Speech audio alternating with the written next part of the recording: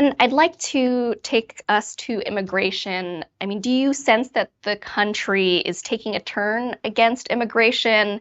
There are some polls, Gallup polls, that show that the share of Americans who want less immigration has spiked. I mean, what do you attribute this to, and how are elected leaders like yourselves supposed to respond? I think that in regards to immigration, there's always, and it's always been historically, this heartburn of, how many, immigrants can we take on? Even with my parents when they arrived here, right? That's why the Hmong people were just spread across the whole nation, and not just that, but to other countries as well. And you create, disconnect within families themselves, and that's very hurtful.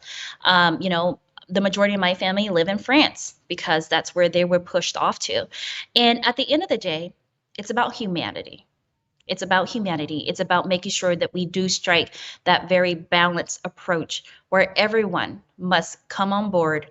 All leaders must have that conversation about how do we first put forth the humanity aspect of it.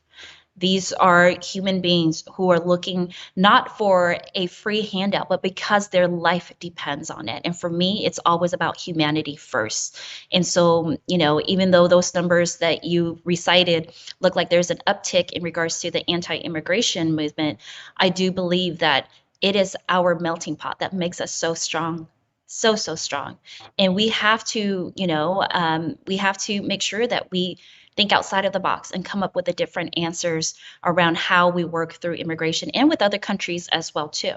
And so that's a larger conversation to be had, but we must have that serious conversation because at the end of the day, we are talking about real lives and the humanity of what that means when we close our doors to those who are seeking asylum.